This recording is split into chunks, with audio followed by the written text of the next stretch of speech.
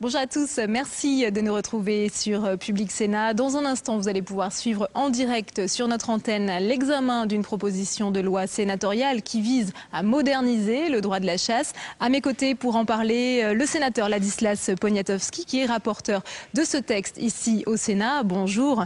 Alors pourquoi faut-il une nouvelle loi sur la chasse alors que la dernière date de 2008, c'est-à-dire il y a 3 ans seulement ? Nouvelle, oui, ça fait un peu beaucoup pour certains. Mais en fait, c'est parce que nous tirons les leçons de ce qui s'est passé depuis la dernière loi chasse, qui remonte à il y a même pas 3 ans. À la fois, il y a des erreurs qui ont été commises. À la fois, nous nous sommes aperçus qu'il y avait des oublis. Et c'est une toute petite loi qui n'a que 8 articles et qui a pour objet de remédier à certaines petites erreurs. Alors justement, ces erreurs, quelles sont-elles ? Alors, dans les oublis, il y avait une chose importante, ça concerne les zones humides. Nous avons toujours été soucieux au Sénat de défendre les zones humides qu'il faut protéger en France. Et pour une raison très surprenante, les zones humides dans lesquelles on chasse ne pouvaient pas bénéficier des mesures fiscales avantageuses. Donc, nous le rajoutons. Premier exemple. Autre exemple, un nouveau chasseur, qu'il soit jeune ou pas, qui passait son permis, on a décidé dans la dernière loi chasse de lui permettre de payer simplement une demi-cotisation ou une demi-redevance. Or, la mesure ne pouvait pas s'appliquer le jour de son permis de chasse, le jour où il le passait, mais que l'année suivante. Donc on a réglé ce problème. Et puis alors les choses nouvelles que nous avions oubliées, très importantes, c'est ce qu'on appelle tous les territoires en ACA. ACA, ce sont là où il y a des associations communales, c'est plus de la moitié de la France. Et il y avait 2 problèmes réels que cette loi a le mérite de régler. Le premier, c'est qu'on permet à 2 ACA de fusionner. Elles n'avaient pas le droit de le faire. Or, les ACA, par exemple, en zone de montagne, ce sont des gros territoires. Vous avez de moins en moins de chasseurs. Et si on veut réguler sur ces territoires, il faut leur permettre de fusionner. Et deuxième particularité, un nouveau propriétaire qui achetait un territoire en ACA n'avait pas le droit de chasser sur ce territoire. Parce qu'il était en dessous d'un seuil de 20 hectares ou de 40 hectares. Nous permettons à un nouveau chasseur dorénavant de pouvoir chasser dans ces ACA.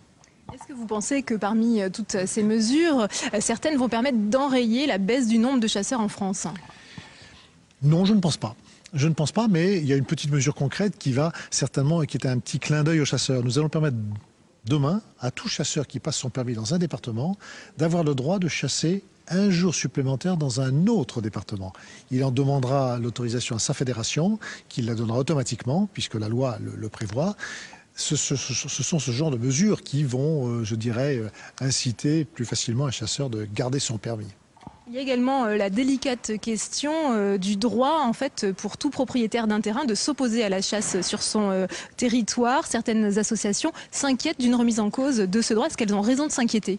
Vous avez raison, parce que un des éléments clés de ce texte, c'est de permettre dorénavant de régler le problème des territoires non chassés. Il y a pas loin de 600 territoires en France, qu'ils soient particuliers ou qui appartiennent à des communes ou qui appartiennent à l'État, des terrains militaires, qui ne sont pas chassés. Qu'est-ce qui se passe dans ces territoires ? Eh bien, le gibier s'y concentre. Les sangliers s'y concentrent et ces mêmes sangliers qui sont protégés dans ces sites vont ensuite faire des dégâts colossaux dans les champs de maïs, par exemple. Ce texte prévoit bien d'exiger de ce propriétaire, qu'il soit privé ou public, soit à ce qu'on procède à des chasses de régulation pour diminuer la densité du gibier, soit à ce qu'il paie une indemnité. Il n'y a pas de raison que ce soit des chasseurs des, territoires périphériques à ces zones qui paient les dégâts du gibier qui est concentré dans ces zones. Mais en aucun cas, ça ne retire ce que vous évoquez, c'est-à-dire le droit de ne pas exercer la chasse telle que le prévoit la loi que nous avions adoptée il y a déjà 6 ans. Donc les associations n'ont pas de raison de s'inquiéter. Aucune raison de s'inquiéter. Je ne sais pas d'où est venu ce chiffon rouge qui est agité. Il n'y a pas de crainte, on n'y touche pas. Merci Ladislas Poniatowski d'avoir répondu à nos questions. Je vous laisse tout de suite regagner l'hémicycle du Sénat pour suivre donc l'examen de cette proposition de loi qui vise à moderniser le droit de la chasse. Très bonne séance à tous. La séance est reprise. Bienvenue, Madame le Ministre. L'ordre du jour appelle la discussion de la proposition de loi visant à moderniser le droit de la chasse, présentée par notre collègue Pierre Martin. Dans la discussion générale qui s'ouvre. La parole est donc maintenant à Monsieur Pierre Martin, qui est auteur de la proposition de loi.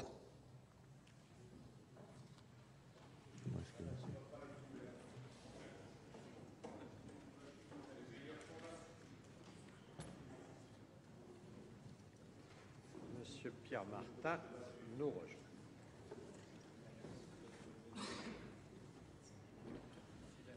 La parole sera ensuite au rapporteur, Monsieur Poniatowski.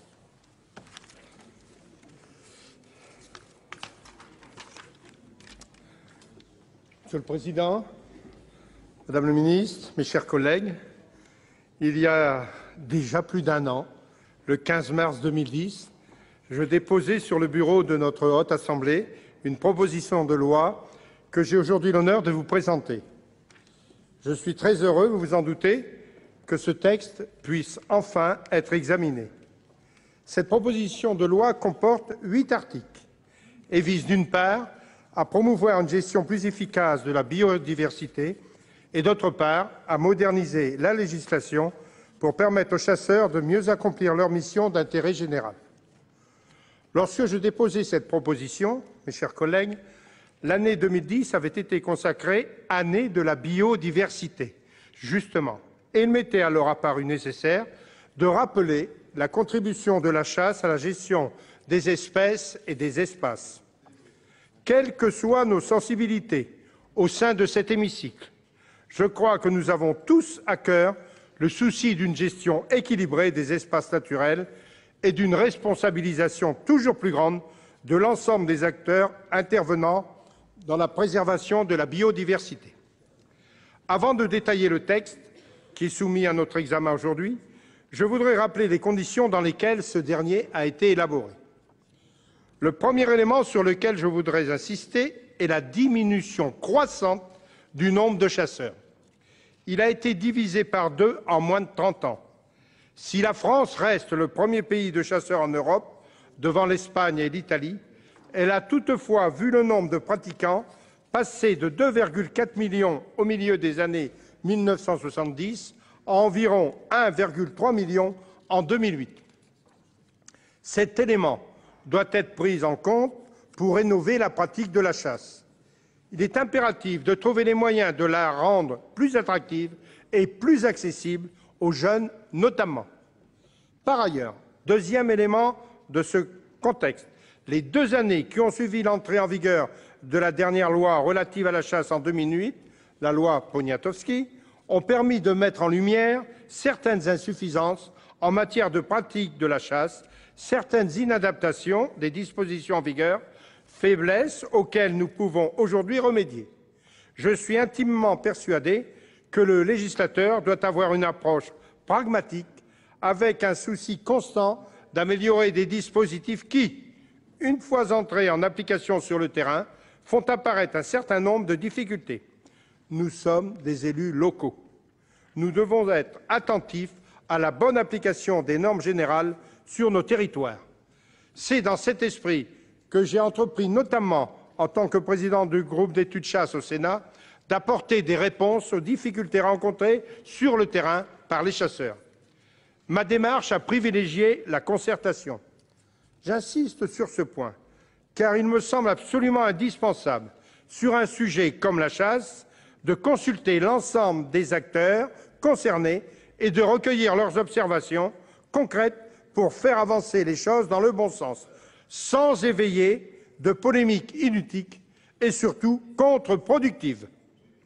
J'ai donc travaillé avec les chasseurs, les associations communales de chasse agréées, l'Office national de la chasse et de la faune sauvage et l'ensemble des acteurs contribuant sur le terrain à une gestion équilibrée de la biodiversité. Le texte issu de ce long travail de concertation ne révolutionne pas l'exercice de la chasse. Il n'en a pas l'ambition. Il prétend au contraire contribuer modestement mais efficacement à une amélioration de sa pratique et à une mise en valeur du rôle des chasseurs en matière de biodiversité. C'est un texte court, précis et pragmatique. Il n'entend rallumer aucune polémique, ni revenir sur des équilibres acquis. Il vise simplement à adapter ce droit séculaire qu'est le droit cynégétique aux évolutions contemporaines, à le simplifier pour permettre une pratique de la chasse démocratique, apaisée et responsable. Venons-en maintenant aux détails de la proposition de loi. Ces 8 articles s'articulent autour de 3 objectifs principaux. Premier objectif, une gestion plus efficace de la biodiversité, qui reconnaît le rôle essentiel des chasseurs, notamment dans la préservation et la gestion des zones humides. Deuxième objectif, un meilleur fonctionnement institutionnel, par le biais d'une réforme des modalités d'adhésion aux associations communales de chasse agréées, confrontées à une baisse constante de leurs membres qui pourrait poser le problème de pans entiers de territoires laissés, privés de gestion cynégétique. Troisième objectif enfin, plus complet et pragmatique, une poursuite de la simplification du droit de la chasse. Sur les 8 articles initiaux, seul un article a été supprimé en commission de l'économie à l'initiative du rapporteur, M. Ladislas Poniatowski, que je félicite et que je remercie. Il s'agissait de l'article 8 qui prévoyait que le gouvernement remette un rapport au Parlement sur les modalités que pourrait prendre un suivi des exactions commises en matière d'obstruction des activités de chasse par l'Observatoire national de la délinquance et des réponses pénales. Le gouvernement s'était fortement engagé devant notre Assemblée en 2008 à prendre un décret créant un délit d'entrave à la chasse afin de pouvoir apporter une réponse juridique à cette difficulté. Au moment où j'ai rédigé cet article, il n'avait toujours pas publié ce décret, ce qui est chose faite depuis, avec la parution du décret du 4 juin 2010, dont je me réjouis, tout en espérant qu'il fasse l'objet d'une application sans complaisance.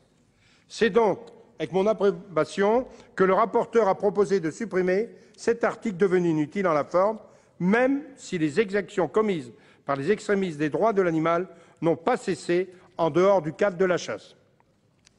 Un article additionnel a également été introduit lors du passage en commission.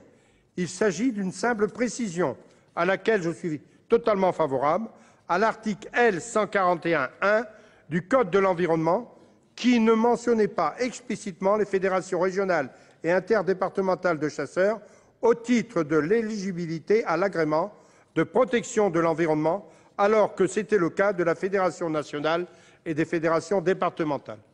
Quant aux autres articles, je me réjouis aujourd'hui que l'esprit et les objectifs qui étaient les leurs dans ma proposition initiale aient été préservés, je dirais même confortés, par la commission de l'économie. Les articles 1 et 3 visent à reconnaître le rôle essentiel des chasseurs en matière de préservation de la biodiversité. À ce sujet, j'insiste sur le rôle éminent joué par les fédérations en matière d'information et d'éducation au développement durable, en matière de connaissance et de préservation de la faune sauvage. C'est un fait sur le terrain. En 2010, 80 fédérations départementales et régionales ont été sollicitées localement sur l'éducation à l'environnement.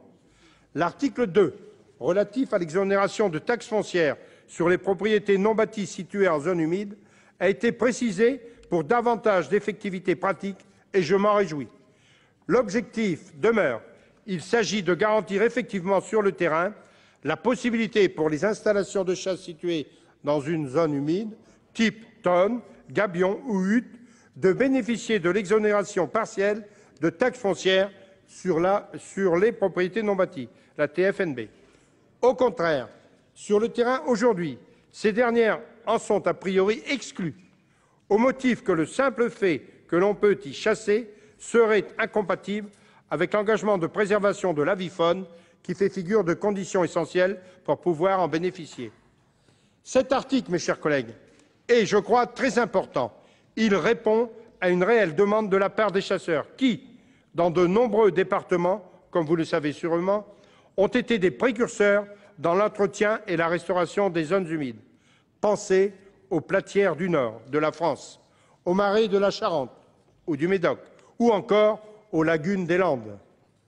Ce serait assurément un signal très fort et positif envoyé aux chasseurs afin de les inciter à préserver ces zones humides aujourd'hui menacées et dont on constate pourtant à quel point elles constituent des lieux privilégiés de préservation de la biodiversité en général, et pas seulement de la faune chassable. Il faut insister sur ce point.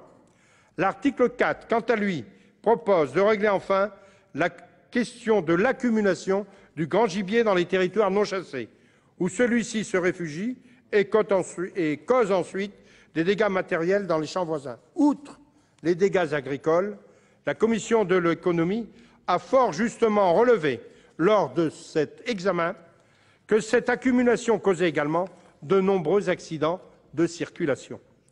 Le préfet pourra ainsi imposer, sur la proposition de la fédération départementale ou interdépartementale des chasseurs, le prélèvement d'un nombre déterminé d'animaux à un propriétaire d'un territoire qui ne procède pas ou ne fait pas procéder à la régulation des espèces sur son fonds lorsque ces dernières causent des dégâts. Si le prélèvement n'est pas fait, la responsabilité financière du propriétaire pourra être engagée. Il n'est pas possible de continuer à laisser les fédérations supporter seules le poids financier de l'indemnisation des dégâts. Je suis en accord par ailleurs avec le remplacement sémantique de la notion de plan de tir par celle de prélèvement d'un nombre déterminé d'animaux que la commission de l'économie a opéré. Ce problème récurrent est très important. Je le rappelle, les dégâts financiers et humains causés par cette accumulation de gibier peuvent être considérables. Mais je tiens également à être tout à fait clair. Cette mesure ne remet nullement en cause le droit à l'opposition cynégétique, puisque le propriétaire peut refuser d'exécuter ou de faire exécuter son prélèvement. Seulement, si c'est le cas, le propriétaire est tenu d'assumer sa responsabilité environnementale et d'indemniser les dégâts agricoles commis par les animaux provenant de son fonds. Les articles 5 et 6, quant à eux, permettent une meilleure organisation institutionnelle des associations communales de chasse agréées, qu'on appelle les ACA. L'article 5 autorise leur fusion en une seule association intercommunale et l'article 6 assouplit les modalités d'adhésion dans le cas de l'acquisition d'une propriété ou d'une fraction de propriété et l'en fait l'objet d'un apport à la date de création de l'ACA. Dans le cas où l'acquisition porte sur la totalité de ce territoire, le nouveau propriétaire sera membre de droit de l'ACA s'il le demande. Dans le cas où ce dernier n'est acquéreur que d'une fraction de ce même territoire, il ne sera automatiquement membre de droit que si cette portion est supérieure au seuil d'opposition en vigueur dans le département. Dans le cas contraire, les modalités de son éventuelle adhésion est déterminée par le règlement intérieur de l'ACA. Cette solution, qui va un peu plus loin que ce que j'avais proposé initialement, est très satisfaisante, d'autant qu'elle émane des ACA elles-mêmes. Ces dernières se sont saisies, et il faut s'en réjouir, de ce problème de la baisse du nombre d'adhérents, faisant ainsi preuve de leur capacité à s'adapter pour garantir une bonne gestion cynégétique dans la durée. L'article 7, enfin, améliore la rédaction du dispositif introduit par la loi de 2008 sur la réfaction appliquée à la redevance cynégétique pour les nouveaux chasseurs. En outre, à l'initiative de notre collègue M. Rémy Pointereau, la commission de l'économie a introduit à cet article la possibilité pour un chasseur détenteur d'un permis départemental validé pour 1 an d'obtenir une validation de 1 jour valable dans un autre département. Cette mesure, réclamée par les jeunes chasseurs notamment, va dans le sens d'une plus grande attractivité de la pratique de la chasse et j'y suis personnellement favorable dans son principe, sous réserve de prévoir un encadrement du dispositif. En effet, éviter le nomadisme des chasseurs et pour mettre une organisation rationnelle de la délivrance de ces validations, il faudra déterminer précisément quelle fédération la délivre, s'agit-il de la fédération d'origine ou de la fédération d'accueil, selon quelles modalités, etc. Au total, je juge cet ajout sympathique, mais assez difficilement applicable. Il y avait déjà le permis 2 jours et le permis 3 jours. Nous inventons aujourd'hui le permis d'1 jour, sans en avoir mesuré toutes les implications. Voilà rapidement brossé, mes chers collègues, le détail de la proposition de loi que je suis heureux de voir arriver en discussion devant vous aujourd'hui. Elle ne transformera pas en profondeur le droit de la chasse. Elle n'y a pas vocation. Mais par petites touches, elle s'attache à atteindre de plus près l'objectif énoncé par Victor Scherer dans son rapport « Réinventer la chasse du XXIe siècle ». pour le Conseil économique et social. La chasse, réinventée pour le XXIe siècle, contribue à la restauration de la qualité écologique des territoires ruraux et au rétablissement des liens sociaux harmonieux. Cet objectif doit être toujours aujourd'hui le nôtre. C'est pourquoi je souhaite, mes chers collègues, que vous exprimiez un vote identique à celui qu'a émis la commission de l'économie, afin de démontrer, une fois de plus, que le Sénat est une vraie force de proposition, d'adaptation et de modernisation, aujourd'hui au service de la chasse et du monde rural. Merci, Monsieur Pierre Martin. Dans la suite de la discussion, maintenant, la parole est au rapporteur de la commission de l'économie, Monsieur Ladislas Poniatowski. Mon cher Ladislas. Merci, Monsieur le Président. Madame la Ministre, mes chers collègues, le 13 avril dernier, la Commission de l'économie, du développement durable et de l'aménagement du territoire a adopté à l'unanimité des présents la proposition de loi visant à moderniser le droit de la chasse de notre collègue Pierre Martin, que je me réjouis de voir de retour dans notre hémicycle après une interruption de quelques longues semaines pour des raisons de santé, et que je vois d'attaque, non pas pour chasser, mais pour défendre sa loi sur la chasse. Proposition qu'il a déposée le 15 mars 2010 et que nous avons adoptée en y apportant quelques modifications. En tout premier lieu, je tiens à saluer le travail de notre collègue Pierre Martin et à le féliciter d'avoir été à l'initiative d'un texte qui, comme il vient de nous l'exposer, vise d'une part à rappeler le rôle essentiel des chasseurs dans la préservation de la biodiversité et d'autre part, de manière plus concrète, à améliorer la pratique de la chasse. Ce texte, élaboré un peu plus d'un an après la dernière loi relative à la chasse du 31 décembre 2008, dont j'étais à l'origine, constitue le 6e texte relatif à la chasse en un peu plus de 10 ans. Était-il vraiment utile ?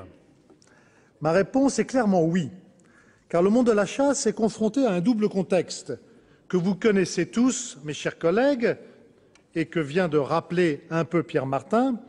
Premièrement, c'est le contexte d'une diminution constante du nombre de chasseurs, qui a été divisé de moitié en à peine une génération.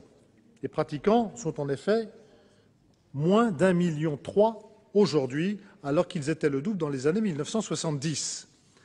Il n'y a qu'un seul moyen d'agir face à cela, il faut rendre la chasse toujours plus accessible et toujours plus attractive. Deuxième élément de contexte, qui est inextricablement lié au premier, l'évolution du rôle et de la place du chasseur en tant qu'acteur de la préservation de la biodiversité. Des États généraux de la chasse se sont tenus à Paris en février dernier. Nous étions d'ailleurs quelques-uns ici présents. Ils ont été l'occasion de débattre du rôle de la place de la chasse dans la société d'aujourd'hui et de demain, analysant en toute logique l'évolution majeure qui a caractérisé le début du XXIe siècle, l'émergence du concept même de la biodiversité.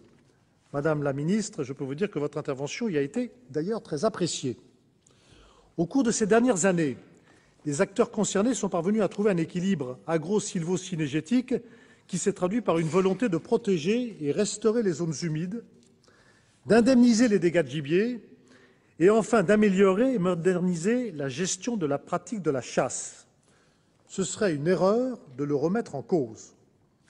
Dans ce double contexte, ce texte court et efficace a le mérite de remédier aux insuffisances de la législation en vigueur et de conforter le rôle des chasseurs. Deux précisions avant d'examiner ce texte. Premièrement, l'élaboration de ce texte a fait l'objet, mon cher Pierre Martin, d'une vraie concertation en amont. Et j'ai eu, en tant que rapporteur, l'occasion de m'en rendre compte au fil de la vingtaine d'auditions que j'ai effectuées. Deuxièmement, vous le savez sans doute, mes chers collègues, et donc je ne m'y étendrai pas, l'Assemblée nationale a inscrit à son ordre du jour une proposition de loi déposée près d'un an après celle de notre collègue et qui reprend l'essentiel de ses dispositions. Inutile de dire que ce procédé n'est pas forcément très élégant, mais il ne doit pas nous empêcher d'examiner sereinement et sérieusement notre texte. Notre collègue Pierre Martin, a très bien exposé les enjeux de sa proposition de loi, donc je serai rapide et me concentrerai sur les modifications que nous avons apportées en commission. La proposition de loi initiale comportait 8 articles. Elle en comporte toujours 8, mais un a été supprimé, un autre a été rajouté. En mon initiative, la commission de l'économie a étendu le champ d'application de l'article 1er aux fédérations régionales des chasseurs. En effet, ces dernières mènent, au même titre que les fédérations départementales et interdépartementales, des actions d'information et de sensibilisation en matière d'environnement. Il est donc nécessaire de l'inscrire dans le Code de l'environnement. La commission a également adopté à l'unanimité une nouvelle rédaction de l'article 2, visant à faire bénéficier les installations de chasse situées en zone humide de l'exonération partielle de taxes foncières sur les propriétés non bâties prévues par le Code général des impôts, afin d'inciter à la préservation des zones humides. En effet, aujourd'hui, ces territoires ne peuvent en bénéficier, par principe, dans la mesure où la condition de préservation de l'avifaune est réputée incompatible avec la pratique de la chasse, ce qui est surprenant. L'article 2, tel qu'il a été rédigé par la commission, précise donc clairement que cet engagement de gestion n'exclut pas, par principe, la pratique de la chasse. L'article 3, je ne m'y étends pas, a bien été précisé par notre auteur du texte de loi, remplace la notion d'écosystème par celle de biodiversité. Il a été adopté sans modification. L'article 4 traite d'un sujet particulièrement important et je voudrais m'y arrêter un instant. Il existe en France 700 à 800 territoires non chassés, territoires privés et publics, communaux, et des territoires d'État, parfois des territoires importants, car ce sont des terrains militaires. Ces zones posent le problème soulevé depuis plusieurs années déjà par les dégâts provoqués par le gibier qui s'y accumule. Ces dégâts représentent environ 1,5 million d'euros à la charge des fédérations départementales, soit 5% de la facture annuelle.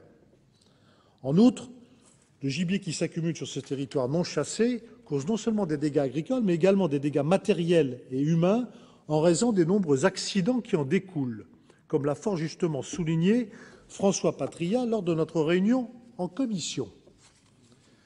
Nous aurons l'occasion d'y revenir lors de la discussion des articles, mais l'article 4 règle ainsi un problème important en prévoyant que le préfet peut, à la demande de la fédération de chasse, imposer le prélèvement d'un nombre déterminé d'animaux aux propriétaires d'un de ces territoires qui ne régule pas ou ne procède pas à la régulation des animaux présents sur son territoire et qui causent des dégâts, ou, en cas inverse, à exiger une indemnisation financière. L'article 5 apporte de la souplesse au regroupement des associations communales de chasse agréées, les ACA, en une seule association intercommunale. Elles en ont la possibilité aujourd'hui, mais en gardant chacune sa personnalité propre. Cet article leur permet de fusionner si elles le souhaitent. Quant à l'article 6, qui vise à assouplir les modalités d'adhésion aux ACA, la commission de l'économie en a adopté à l'unanimité une nouvelle rédaction basée sur une proposition que je qualifierais de très responsable des ACA elles-mêmes. Il s'agit d'éviter les effets néfastes de la désertification humaine de certaines communes. Des pans entiers de territoire pourraient se trouver privés de toute forme de gestion cynégétique. Or, aujourd'hui, lorsque vous achetez un terrain soumis à l'action d'une ACA, le droit de chasser est transféré à l'ACA et vous ne pouvez en disposer. Le nombre des membres des ACA ne cesse donc de diminuer. La nouvelle rédaction de l'article prévoit 2 cas de figure. Si l'acquéreur achète l'intégralité de la propriété, alors il est reconnu membre de droit de l'ACA, s'il en fait la demande, bien sûr. Si l'acquéreur achète une partie de cette propriété, et si cette fraction est supérieure à 10%, chiffre non pas imposé par le Parlement, suggéré par les ACA elles-mêmes. Si cette fraction est supérieure à 10% du seuil d'opposition en vigueur pour le département, il est reconnu membre de droit de l'ACA. Et je dirais, cerise sur le gâteau, même si c'est une part inférieure à 10%, un règlement interne de l'ACA peut permettre à son nouvel acquéreur d'en devenir membre. À l'article 7, qui prévoit de rectifier une erreur matérielle concernant la réfaction sur la redevance cynégétique pour les nouveaux chasseurs, la commission de l'économie a introduit, à l'initiative de notre collègue Rémy Pointereau, cette possibilité évoquée il y a quelques minutes pour tout détenteur d'une validation départementale de son permis de chasser d'obtenir une validation de 1 jour pour un autre département. C'est un petit coup de clin d'œil aux chasseurs, pas inutile. La chasse se pratique en grande convivialité et très souvent on est invité et on renvoie l'invitation. L'invitation est dans un département voisin. Grâce à cette mesure, on peut obtenir pour 1 jour de chasse l'autorisation d'aller chasser dans un département voisin.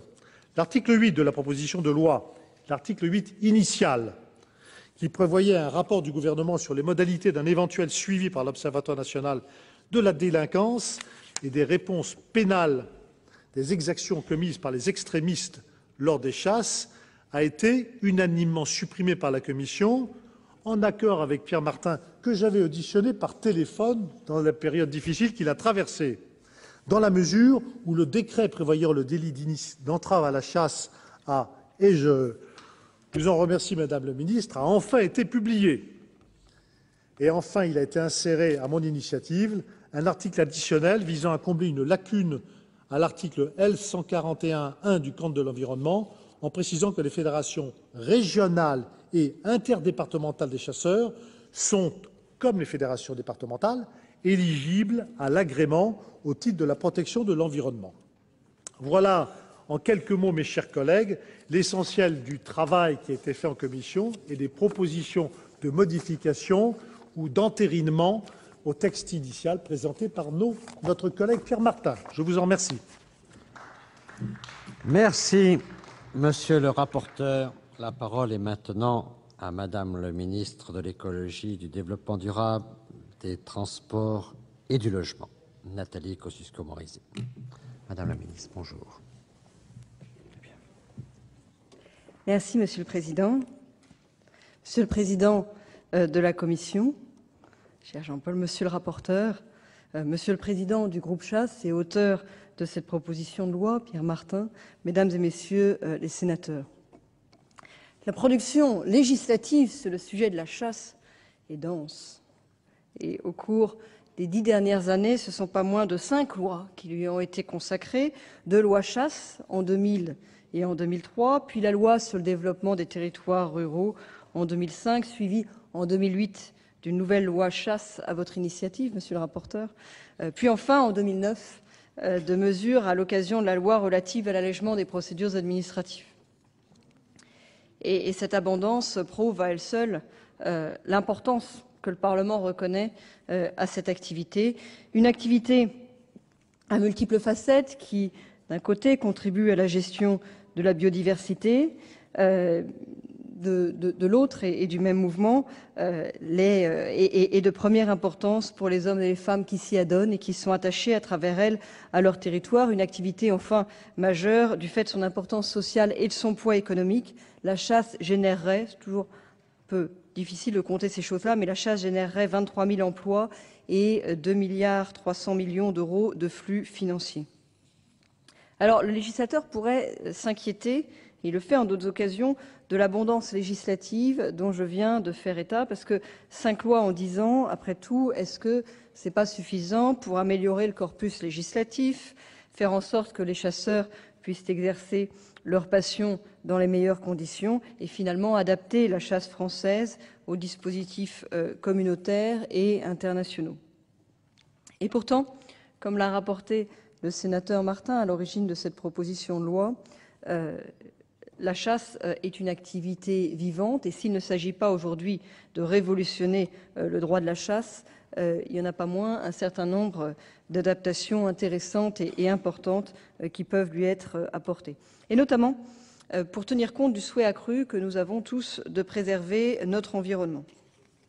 Je voudrais tout d'abord souligner l'intérêt qu'il y a, selon moi, ça n'est pas que symbolique, ça n'est pas que déclaratoire, à rappeler que les chasseurs sont des acteurs et des défenseurs de la biodiversité. Je le disais, ça a été souligné par votre rapporteur lors des États généraux de la chasse le 16 février dernier. Je crois que ça devait être mieux explicité parce que c'est quelque chose qui est évident pour les acteurs du monde de la chasse, qui n'est pas forcément pour tous. Le monde de la chasse n'est pas forcément bien connu de tous. Et c'était l'occasion de reconnaître l'action de toutes les fédérations de chasseurs en faveur de la conservation de la biodiversité, y compris les fédérations régionales et interdépartementales. C'est le sens des articles 1, 3 et 8 bis de la présente proposition de loi. Ce dernier a été rajouté en commission à l'initiative du rapporteur. Je crois que cette démarche va dans le bon sens et c'est aussi la raison pour laquelle j'ai signé le 3 mars dernier l'arrêté qui accorde à la FNC son agrément comme association de protection de l'environnement. L'article 2, qui est relatif à l'exonération de la taxe foncière pour les territoires aménagés pour la chasse en zones humides, poursuit le même objectif. Permettez-moi de m'arrêter un peu sur cet article parce que c'est un peu technique, mais ça mérite d'être explicité. La loi de 2005 visait plutôt à soutenir les terrains humides qui ne bénéficient pas de rémunération conséquente, comme par exemple les prairies humides, alors que les milieux humides qui sont chassés, tonnes, gabions, huttes, peuvent bénéficier de tarifs de location élevés. Il y a donc un revenu. Mais pour autant, il n'était pas dans l'esprit de la loi de 1905 d'exclure ces terrains de l'exonération de TFNB. Il y avait peut-être ici une forme d'ambiguïté. En tout cas, le fait que ça n'était pas dans l'esprit de la loi 2005 d'exclure ces terrains a été confirmé par mon prédécesseur à votre rapporteur en réponse à une question écrite en 2009. Pourtant, je considère que ces milieux, parmi les plus menacés, souvent parmi les plus dégradés en France aussi, parce qu'ils sont parmi les plus fragiles, peuvent utilement y accueillir les chasseurs qui jouent un rôle important en termes de protection, d'entretien, parfois de restauration, et il convient d'encourager leur pratique dans ce sens. C'est l'objet de cet article que je soutiendrai avec toutefois un amendement de précision que je vous soumettrai. Par ailleurs, il faut faciliter le fonctionnement institutionnel tout autant que l'accueil des nouveaux chasseurs. L'importance de ce mouvement a été soulignée par le sénateur Martin. Dans un contexte de diminution constante du nombre de chasseurs, il faut être ici cohérent.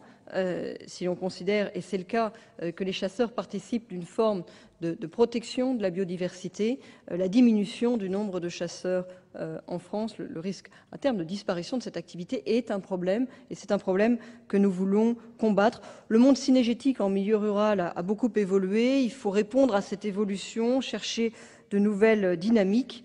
Les propositions relatives au fonctionnement des associations communales de chasse agréées, proposer ceci aux articles 5 et 6, vont dans ce sens. Et puis, la présente proposition de loi rend également opérationnelle dans son article 7 une disposition qui avait déjà été adoptée par la loi chasse en 2008 pour diminuer le coût du permis pour les jeunes chasseurs. Je suis en revanche plus réservé, je le dis ici, sur l'ajout à cet article de la validation du permis pour un jour. Je crois que ni la FNC ni l'ONCFS ne sont demandeurs de cette disposition. Elle risque d'être administrativement plutôt compliquée à mettre en œuvre. Et il existe par ailleurs déjà la validation pour 3 jours à un coût très accessible pour les jeunes chasseurs. Il me semble donc qu'elle est superfétatoire.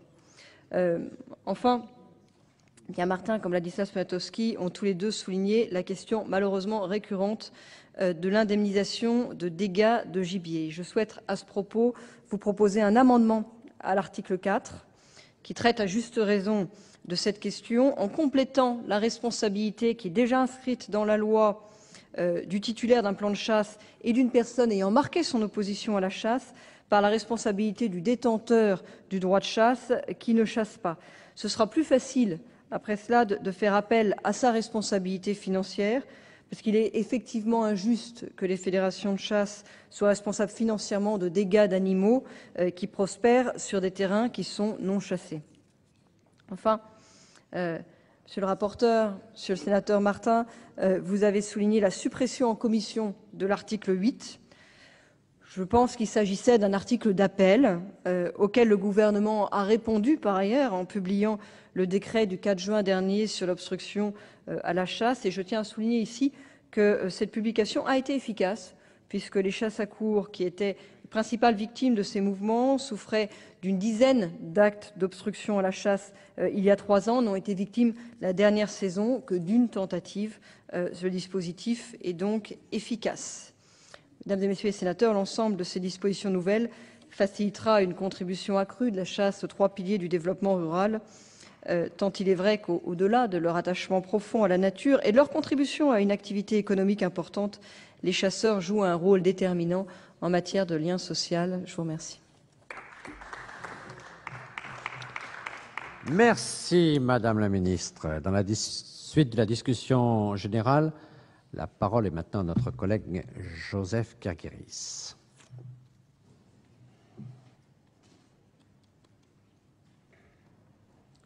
Pour le groupe de l'Union centriste.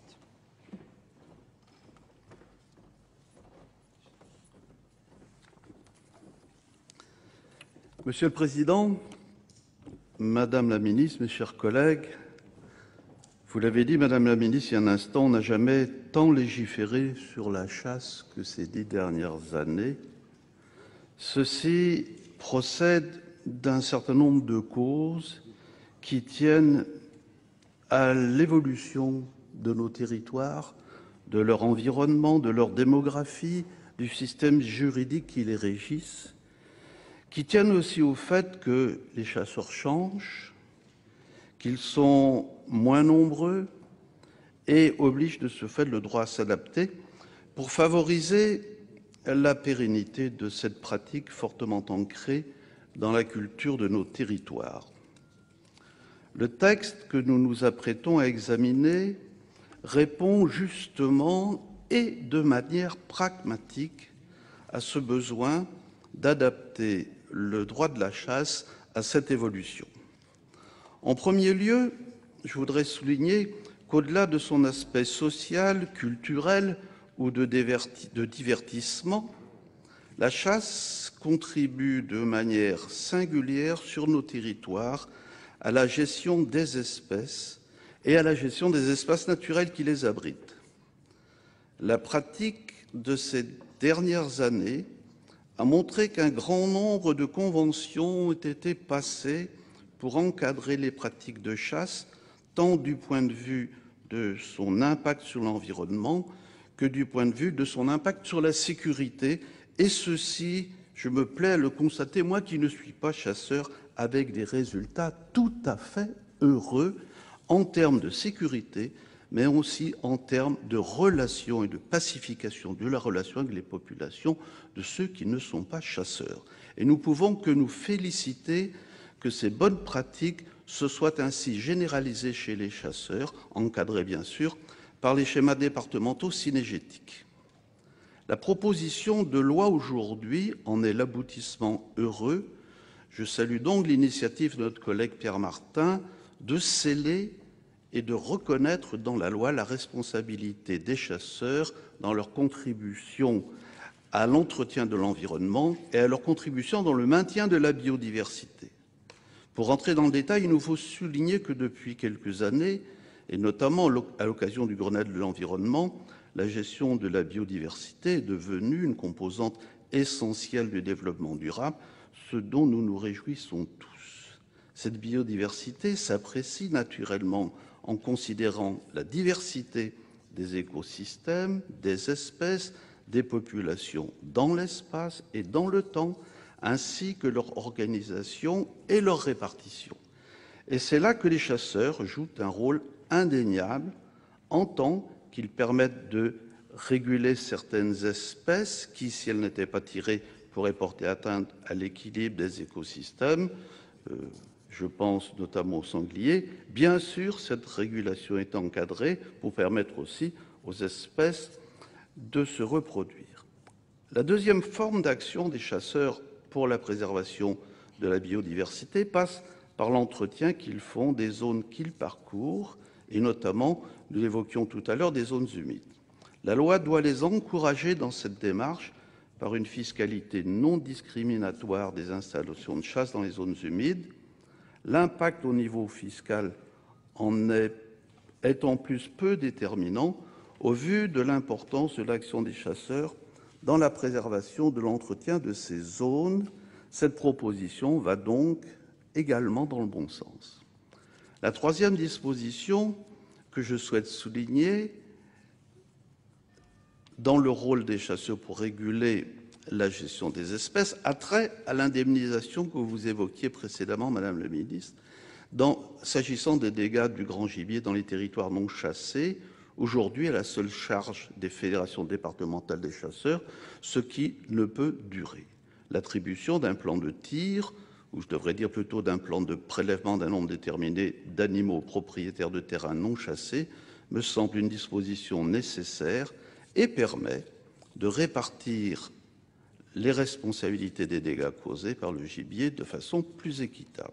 En outre, les dispositions du texte qui affectent directement la communauté des chasseurs, qui connaît malheureusement une diminution de ses membres, vont dans le bon sens. La France a perdu, nous le savons, plus d'1 million de chasseurs entre 1974 et 2008. Il est donc indispensable d'adapter les modalités d'adhésion aux associations de chasse afin de favoriser les nouvelles adhésions ou du moins d'enlever les potentiels obstacles. À cette fin, il est indispensable de permettre, voire de suggérer le regroupement au niveau intercommunal des associations de chasse communales. Ce mouvement va de pair avec la réalité de l'intercommunalisation, si vous me permettez ce terme, de nos territoires ruraux. Les associations de chasse au niveau intercommunal permettent ainsi de promouvoir le rôle social de l'intercommunalité au-delà de ses fonctions économiques et d'aménagement du territoire. D'autre part, l'automaticité d'adhésion à l'ACA pour l'acquéreur d'un terrain situé sur le territoire de l'ACA est une évolution qui me semble souhaitable dès lors qu'elle exclut de ce droit les micro-parcelles. Il s'agit là encore d'une modernisation attendue du droit de la chasse. Vous l'aurez compris, tout ce qui peut permettre de promouvoir de nouvelles adhésions, de développer ces associations qui assurent un lien social important dans nos territoires et sont fortement ancrées dans la culture populaire, est pour ma part une source de satisfaction. Je souhaiterais clore cette brève intervention en me réjouissant de la suppression de l'article 8 par la Commission. L'article, d'une rédaction que l'on comprend, avait, à mes yeux, dans un texte qui me semble empreint d'une belle sérénité, l'inconvénient de raviver des conflits potentiels. La Commission a eu la sagesse de la supprimer à l'unanimité et je m'en réjouis, et ce d'autant plus, Madame le Ministre, que le décret du 10 juin 2010 permet de résoudre les problèmes que sont susceptibles de poser les actions des activistes de la cause animale. Ceci étant, et compte tenu de ce texte, notre groupe de l'Union centriste le votera dans la mesure où il constitue un tout cohérent, l'aboutissement de pratiques respectueuses de l'environnement et du respect des droits de chacun. Merci, chers collègues. La parole est maintenant à Jean-Louis Carrère, au nom du groupe socialiste.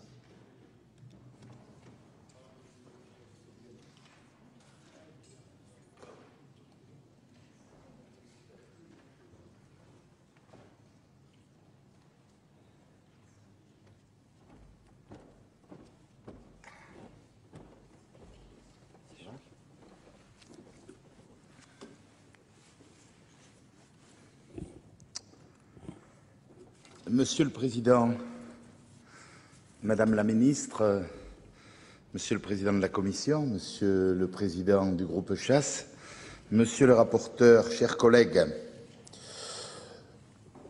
vous l'avez déjà dit, mais de nombreuses dispositions législatives concernant la chasse ont été adoptées lors de la dernière décennie. Il s'agissait de projets de loi relatifs à la chasse, comme la loi de 2000, dite loi Voynet, et la loi de 2003, ou de projets de loi plus généralistes, comme la loi de développement des territoires ruraux de 2005. Mais vous avez raison, ce sont les parlementaires qui ont été à l'initiative des dernières évolutions du droit de la chasse, à chaque fois sous couvert de simplification. Proposition de loi numéro 269 portée par le sénateur Poniatowski pour l'amélioration et la simplification du droit de la chasse, adoptée conforme à l'Assemblée nationale en décembre 2008. Proposition de loi numéro 1085 de Jean-Luc Warsmann de simplification et de clarification du droit et d'allègement des procédures, adoptée en avril 2009. Cette tendance se confirme avec la présente proposition de loi visant à moderniser le droit de la chasse et présentée depuis plus d'1 an par Pierre Martin, sénateur de la Somme et successeur de Ladislas Poniatowski à la présidence du groupe d'études chasse et pêche du Sénat. Il s'agira donc de la 6e loi portant sur la chasse en 11 ans. Et bien évidemment, je trouve moi aussi que ça fait un peu beaucoup, même si la chasse relève des choses qui m'intéressent au plus haut point. À noter cependant, mes chers collègues, qu'une PPL portant diverses dispositions d'ordre cynégétique a été déposée récemment à l'Assemblée nationale par un de nos collègues députés, Jérôme Bignon, aussi élu de la Somme et président du groupe d'études Chasse et Territoires, et plusieurs de ses collègues. Elle a été renvoyée à la Commission du développement durable et de l'aménagement du territoire et devrait être examinée par l'Assemblée le 10 mai. Donc, après l'examen de la PPL Martin au Sénat, nous y sommes. Cette PPL étant plus récente et comportant les mêmes articles que la PPL Martin, plus d'une dizaine d'autres articles, on pourrait croire qu'elle s'est enrichie des propositions élaborées lors des États généraux de la chasse de février dernier. Mais il semblerait qu'il n'en est rien. Cherchez l'erreur. Cherchez l'erreur. Je voudrais brièvement maintenant vous parler de la table ronde sur la chasse. Les différentes tables rondes qui ont été organisées et qui nous ont un petit peu préoccupés. J'avais en son temps d'ailleurs fait remarquer ici au Sénat, lors du débat parlementaire, que j'étais étonné de la représentation quasi monolithique des formations politiques constituant le panel à l'Assemblée nationale et au Sénat au sein de cette table ronde. Il m'avait été répondu à l'époque d'ailleurs, et c'est inscrit dans les registres, que j'y serais associé ou que la sensibilité politique à laquelle j'appartiens pourrait être représentée, étant entendu qu'il n'est pas interdit encore en France aux socialistes de pratiquer la chasse. Ça pourrait venir, mais bon, voilà. Et j'avais cru comprendre que d'ailleurs, merci, j'avais pu bénéficier du soutien de beaucoup des collègues siégeant sur les bancs de la majorité. Ben, je vous rassure, ou plutôt, je ne vous rassure pas, il n'en a rien été. Il n'en a rien été, mais ça a été beaucoup plus loin. Je ne vais pas vous rappeler les différentes tables rondes, au nombre de 7, et puis la dernière qui a eu lieu, je vous le donne en 1000, au plein cœur de la campagne des élections régionales, qui n'a concerné que 2 territoires, ou peut-être 3, mais surtout 2, la Picardie et les Landes. Sur les Landes, je comprends, il n'y avait pas d'espérance de victoire électorale pour la majorité actuelle. Donc on pouvait charger les Landes, on pouvait même leur interdire un certain nombre de pratiques, et on pouvait accorder. Mais avait-on besoin de charger les Landes pour autoriser des prélèvements d'oies tout à fait compatibles avec non seulement la conservation de l'espèce et avec l'évolution des populations? C'est ça qui m'a préoccupé. Mais là, j'ai commencé à comprendre la vilainie qui consistait à écarter certains d'entre nous de ces tables rondes. Il ne faut pas, mes chers collègues, utiliser des tables rondes sur la chasse ou d'autres artifices pour pénaliser des territoires et en privilégier d'autres. Je qualifie cela de basses manœuvres politiciennes qui n'ont rien à voir avec l'intérêt général de la pratique de cet art dans notre pays et qui disqualifient un peu ceux qui s'y livrent. Et je pense qu'au moment où le Sénat, et je rends hommage à mes collègues, ont tout fait pour réhabiliter, si tant est qu'elle en avait besoin, mais pour accréditer l'idée que la chasse était une pratique responsable, honorable, en pleine évolution, de telles pratiques constituent un handicap pour l'évolution de la perception de la chasse dans notre pays, et je le regrette. Ceci étant dit, s'agissant de la proposition de loi de notre ami président du groupe chasse, elle correspond tout à fait à la description qu'il en a faite avec notre rapporteur.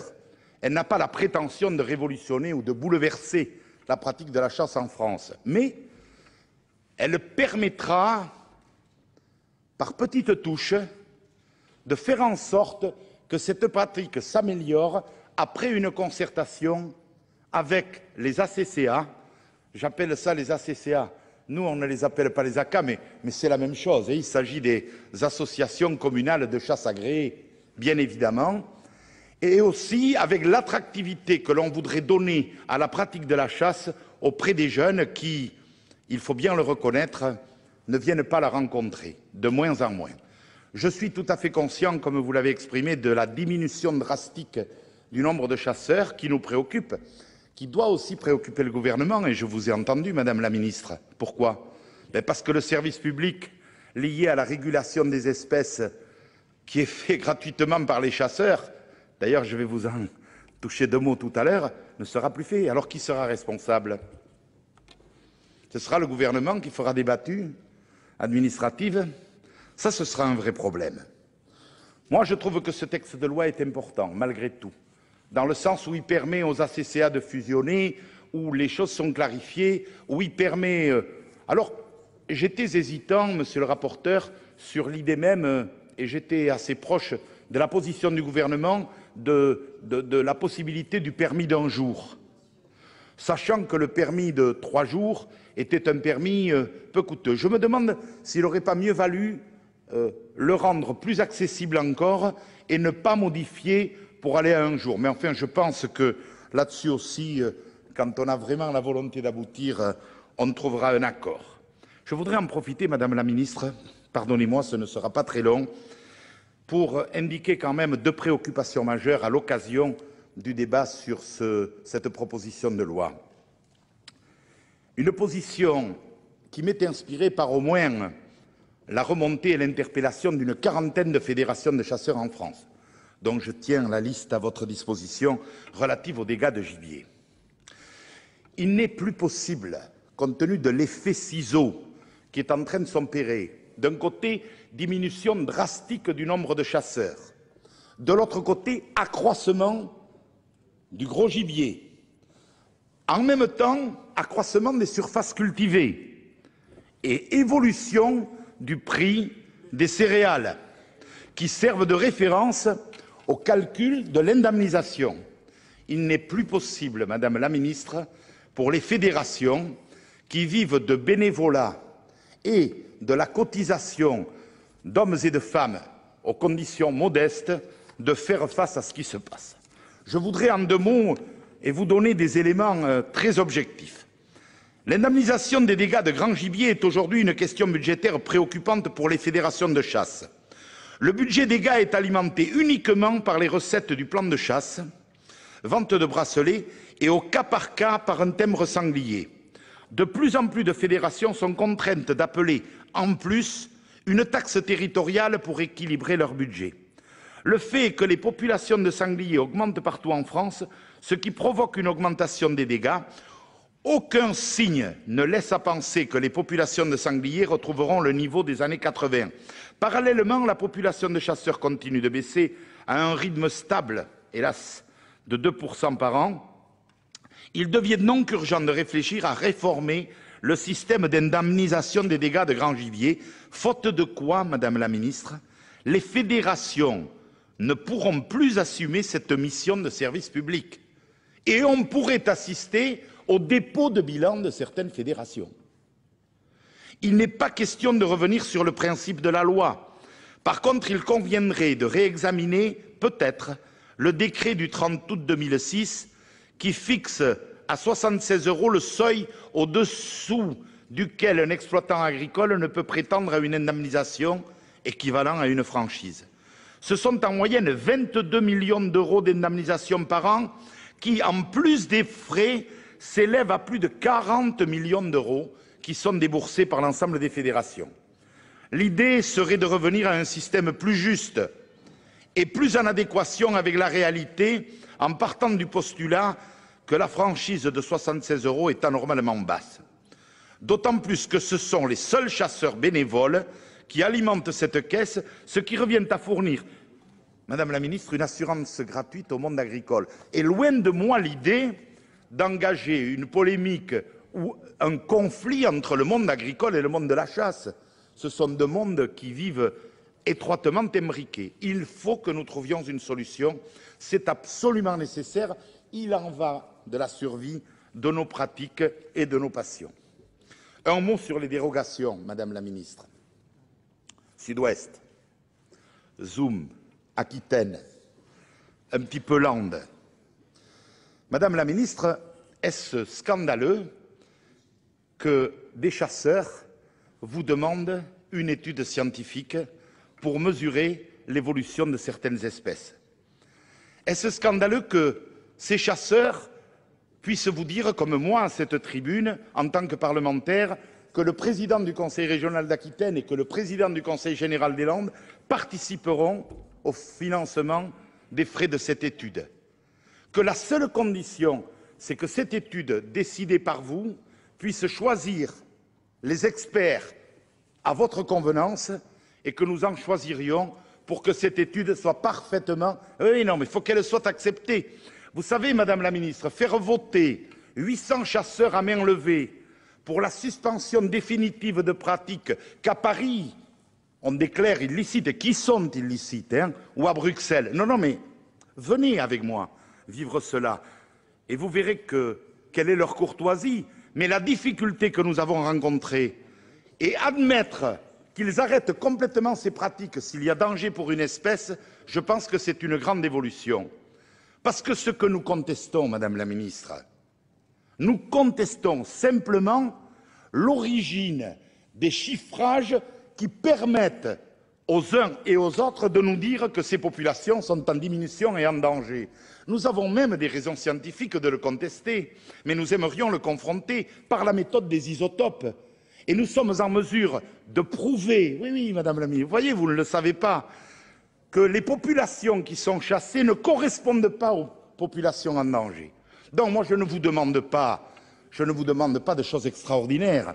Je vous demande simplement, s'agissant d'un oiseau qui s'appelle le pinson et d'un autre oiseau qui s'appelle le bruant, que nous ayons des études et que nous réglions ce problème au mieux. Juste un mot, Madame la Ministre, sur la chasse et ses représentants en France. J'ai beaucoup d'estime et quelquefois même une certaine confiance dans les défenseurs de la chasse sur tous les bancs de cette Assemblée. Mais je ne crois pas que la chasse en France se limite à la Somme. Et je ne crois pas non plus qu'au plan politique, la chasse se limite à l'UMP. Je veux dire par là que je suis un peu marri de voir que la chasse en France est représentée par une seule formation politique pour laquelle j'ai le plus grand respect, même si je la combats, par un seul département, pour qui j'ai même de l'affection, mais qui ne représente pas notre pays, et que ça va beaucoup plus loin, même dans les instances qui représentent la chasse, mais là, c'est un autre débat. Nous, socialistes, apporterons certainement, après des discussions correspondantes aux différents articles, notre soutien à ce texte qui, malgré tout, va dans le bon sens. Merci, chers collègues. La parole est maintenant au président Yvon Collin pour le RDSE.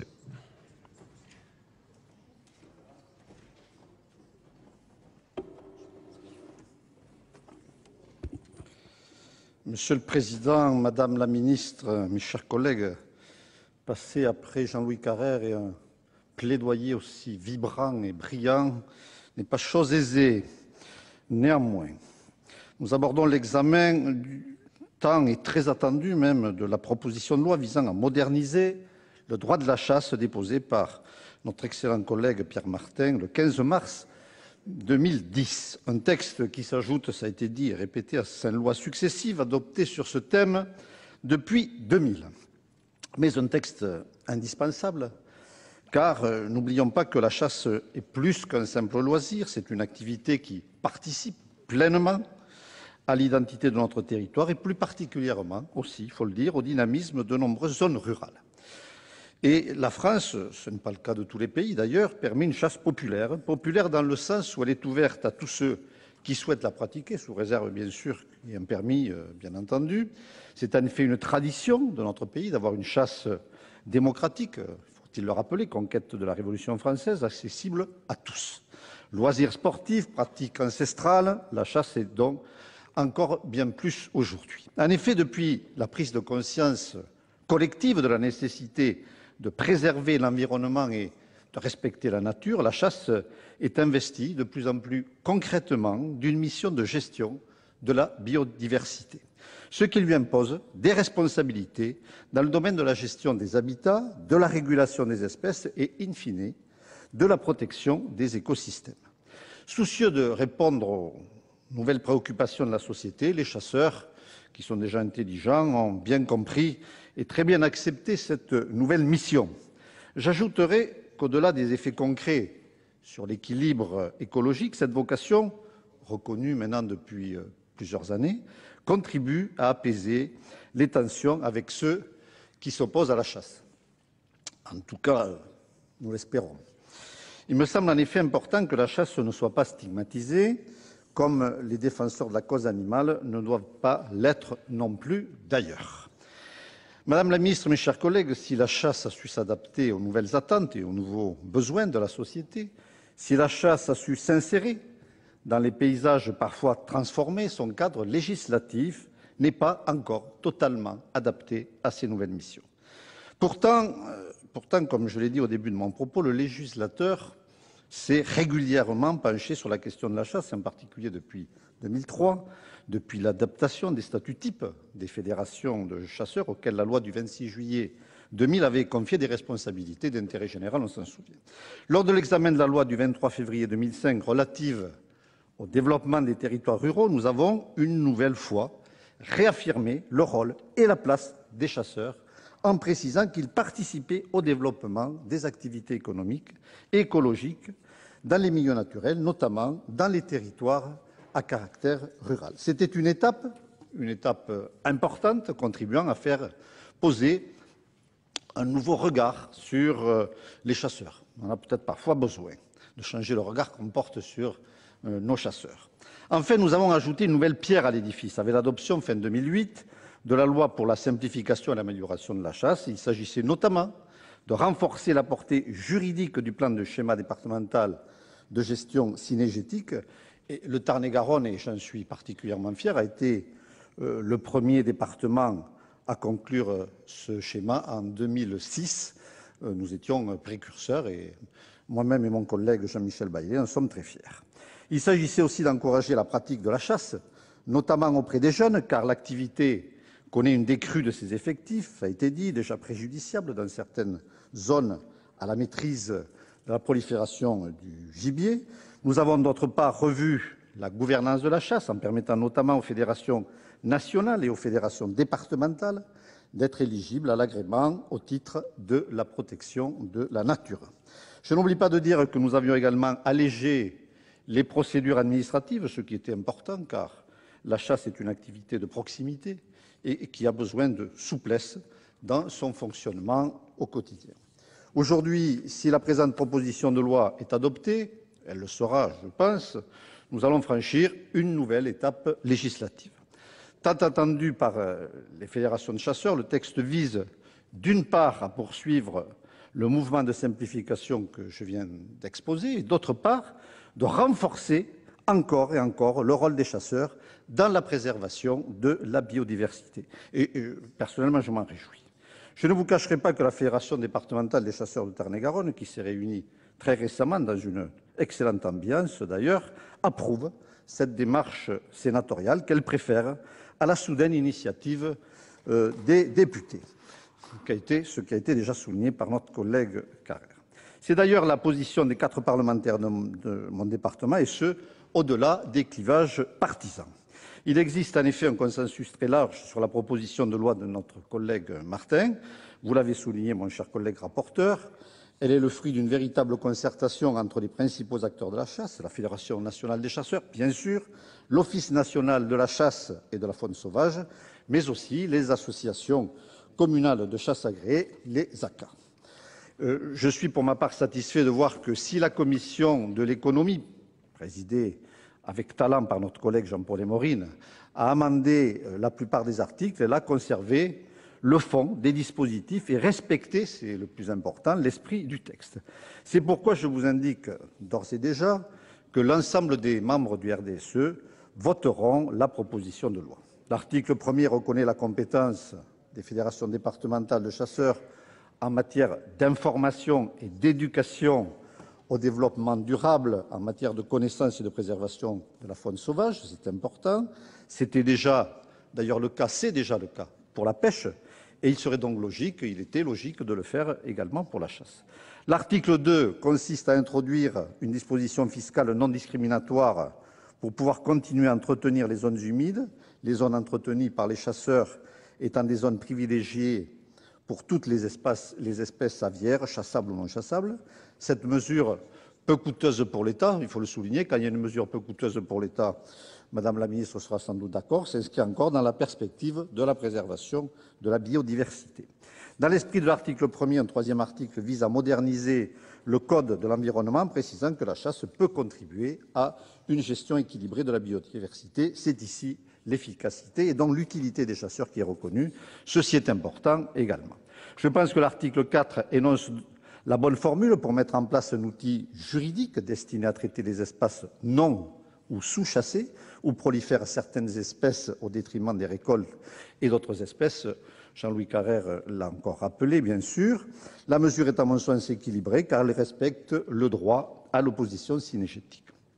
Quant aux articles 5 et 6 qui ont pour objet, d'une part, de promouvoir l'intercommunalité cynégétique et d'autre part, d'assouplir les modalités d'adhésion à une ACA, elle était très attendue. Il faut en effet créer les conditions de la continuité de la gestion cynégétique qui pourrait être à terme perturbée par la désertification rurale. Enfin, la proposition de loi apporte une réponse à l'ambiguïté créée par la rédaction du dispositif de diminution du coût du permis pour les jeunes chasseurs, issu de la loi du 31 décembre 2008, notamment l'article L. 223-21 du Code de l'environnement, a conduit à une déperdition importante de personnes qui ont réussi l'examen mais qui n'ont pas validé leur permis. Il fallait remédier à cette difficulté. Ce sera fait grâce à l'article 7, judicieusement complété lors de son examen en commission. Mes chers collègues, et j'en termine, Monsieur le Président, toutes ces mesures, il n'est pas inutile de le répéter, vont dans le bon sens. Elles consacrent le rôle des chasseurs en tant que connaisseurs, on ne le rappelle jamais assez, fin connaisseurs d'ailleurs, mais aussi protecteurs de la nature. Comme je l'ai indiqué, le Conseil de l'Europe en 2008, la chasse est essentielle à la préservation de la biodiversité et à l'équilibre des espaces ruraux. Et j'ajouterai que dans un monde qui s'urbanise et se déshumanise, un peu trop à mon sens, les chasseurs sont aussi les gardiens de l'identité des territoires menacés. Il faut donc ne pas les décourager, mais plutôt les encourager, dans le respect, naturellement, des convictions des uns et des autres. C'est bien le sens de cette proposition de loi qui reste dans l'esprit de la très célèbre loi Verdeil, que tous les sénateurs radicaux de gauche et l'ensemble du RDSE, dans sa diversité, approuvera. Je vous remercie de votre attention. Merci, Monsieur le Président. Oui, je note la ponctualité, oui. Monsieur Gérard Lecam, maintenant la parole pour le CRC-SPG.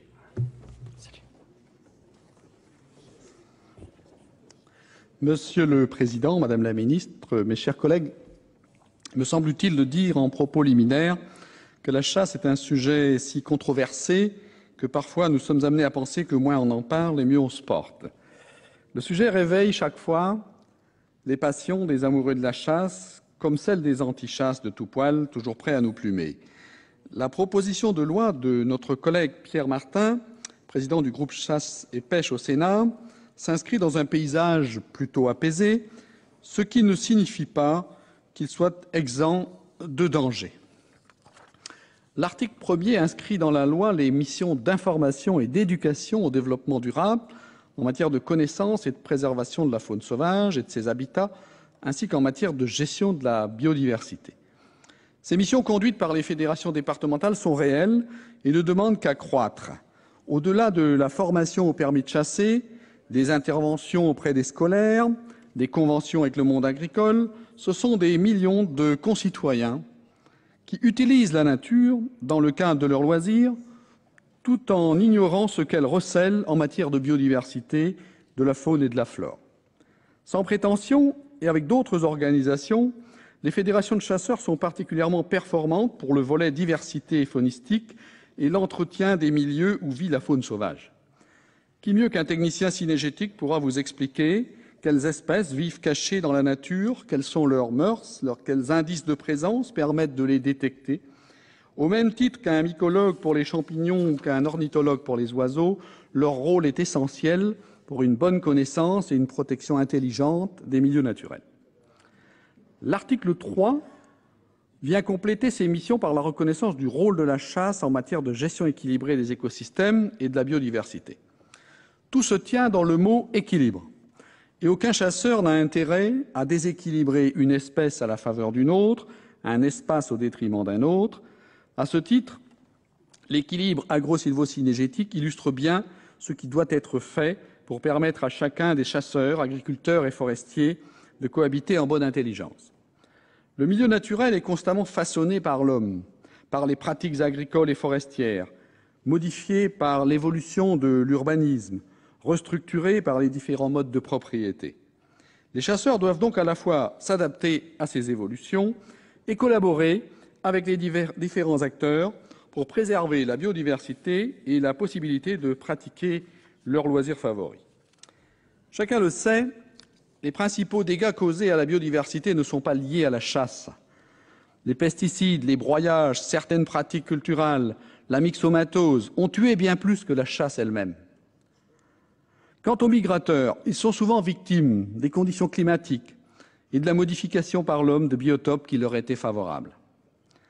Cette reconnaissance de la chasse comme instrument efficace de gestion de la biodiversité encouragera à poursuivre les multiples actions déjà engagées dans les zones humides pour les différents biotopes, les haies, les cultures à gibier, les jachères fleuries.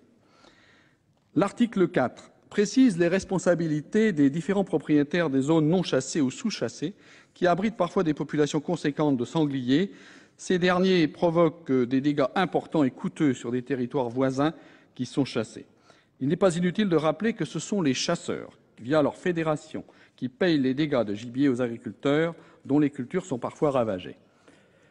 Les articles 5 et 6 concernent les associations communales de chasse agréées, afin d'une part de leur permettre de se regrouper en associations intercommunales de chasse agréées et d'autre part d'assouplir les modalités d'adhésion.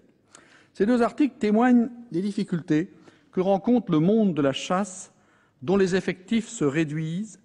Serons-nous suffisamment nombreux demain pour maintenir les équilibres de la biodiversité, pour financer les dégâts de gibier, pour réguler les nuisibles? Une vraie question, un vrai problème pour demain qui ne doit réjouir personne dans la mesure où tout ce qui se fait naturellement aujourd'hui par les chasseurs pourrait être à la charge de la société demain, donc sur notre feuille d'impôt. Enfin, l'article 7 précise les conditions d'attribution de la diminution de moitié des redevances à régler par les chasseurs prenant leur premier permis. Cet article permet d'évoquer le manque d'engouement des nouvelles générations pour la chasse. Sans aucun doute, faudra-t-il trouver d'autres moyens pour sensibiliser les jeunes à la faveur de ce sport loisir qui en vaut bien d'autres. La chasse en France aura certainement toujours à imaginer et créer pour assurer son avenir. La fonte des effectifs de chasseurs est un danger réel. Le rapport qu'elle a vis-à-vis de la société évoluera-t-il en sa faveur ou le contraire? C'est donc dès aujourd'hui qu'il nous faut anticiper ce que sera la chasse de demain. Nous avons pour l'instant la force du nombre et celle de l'ancrage populaire au sein de nos collectivités locales.